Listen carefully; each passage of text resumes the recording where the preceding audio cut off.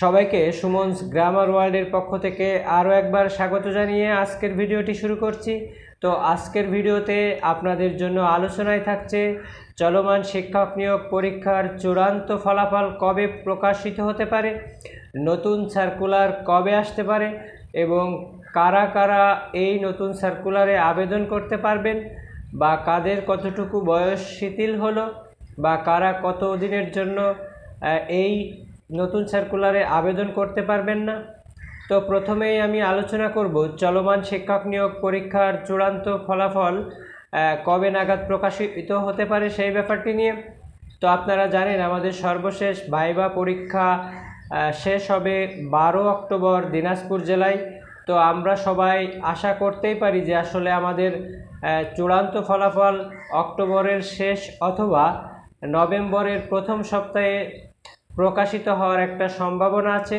আপনারা সবাই জানেন যে জেলাগুলোতে পরীক্ষা ইতোমধ্যেই সম্পন্ন হয়ে গেছে, তাদের কিন্তু রেজাল্টও চূড়ান্তভাবেই তৈরি করে সেটা বুয়েট তাদের নির্দিষ্ট সফটওয়্যারে রেখে দিয়েছে। তো এই রেজাল্ট প্রকাশ করতে কিন্তু খুব বেশি সময় লাগবে না যদি প্রাথমিক শিক্ষা অধিদপ্তরের সদিচ্ছা থাকে। তো যারা ভাইবা পরীক্ষা দিয়ে ভালো পরীক্ষা দিয়ে অপেক্ষা করছেন যে কবে নাগাদ আপনাদের রেজাল্টটা প্রকাশিত হতে পারে, তো আমি তাদের বলতে পারি যে নভেম্বরের প্রথম সপ্তাহ বা দ্বিতীয় সপ্তাহ অর্থাৎ নভেম্বরের 15 তারিখের মধ্যেই চূড়ান্ত রেজাল্টটা প্রকাশিত হবে।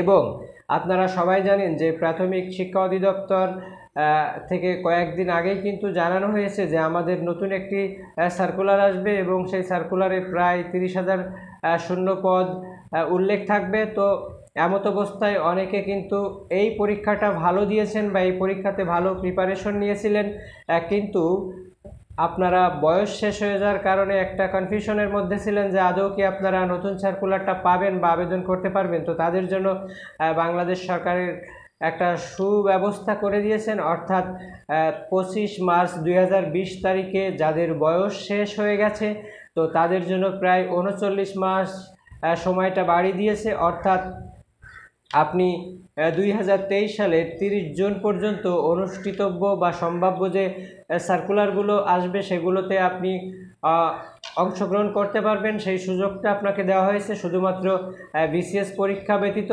তো অনেকেই এই পরীক্ষাটা কিন্তু ভাইবা দিয়েছেন কিন্তু রিটেন মার্ক কম, বা অনেকেই ভালো প্রস্তুতি নিয়েও কিন্তু রিটেনেই উত্তীর্ণ হতে পারেননি। তো তাদের জন্য কিন্তু এটা একটা সুবর্ণ সুযোগ হতে যাচ্ছে। তো আমি বলবো যে আপনারা আর কাল বিলম্ব না করে আপনারা কিন্তু এখন থেকেই প্রিপারেশনটা শুরু করে দিন, কারণ এখন থেকে যদি আপনি প্রিপারেশন শুরু করেন তো অবশ্যই আপনার পরীক্ষার আগ মুহূর্তে সমস্ত সিলেবাসটা আপনি শেষ করতে পারবেন এবং বারংবার যদি রিভিশন করতে থাকেন তো আপনার সফলতা অবশ্যই ধরা দেবে। এই সুযোগটা কিন্তু আসলে সবার কপালে থাকে না, বিশেষ করে এই করোনার জন্য যে বয়সটা বাড়িয়ে দিল 39 মাস। তো এক্ষেত্রে দেখা যাচ্ছে কেউ কেউ তার 31, 32 বা প্রায় 33 বছর পর্যন্তও কিন্তু সরকারি চাকরির জন্য আবেদন করতে পারছেন। তো এই সুযোগটা না যদি দিত তাহলে কিন্তু আপনি কোনোভাবেই নতুন সার্কুলারে আবেদন করতে পারতেন না। তো এটাও হতে পারে যে মহান সৃষ্টিকর্তা আপনাকে এমন একটি সুযোগ দিয়েছে, কিন্তু আপনাকে সেই সুযোগটা কাজে লাগাতে হবে। এখন আমি বলি যে আসলে নতুন সার্কুলার কবে নাগাদ আসতে পারে। তো আমার যতটুকু ধারণা, যদি নভেম্বরের প্রথম সপ্তাহ বা দ্বিতীয় সপ্তাহে আমাদের চূড়ান্ত রেজাল্ট প্রকাশিত হয়ে যায় এবং এই বছরের শেষ অর্থাৎ ডিসেম্বরের মধ্যেই যদি এই চূড়ান্তভাবে শিক্ষকগুলো নিয়োগ হয়ে যায় তো ডিসেম্বরের শেষ সপ্তাহেও কিন্তু নতুন সার্কুলারটা আসতে পারে। সর্বোচ্চ আপনার জানুয়ারি মাসের মধ্যেই আপনি কনফার্ম থাকতে পারেন যে নতুন সার্কুলারটা আসবে।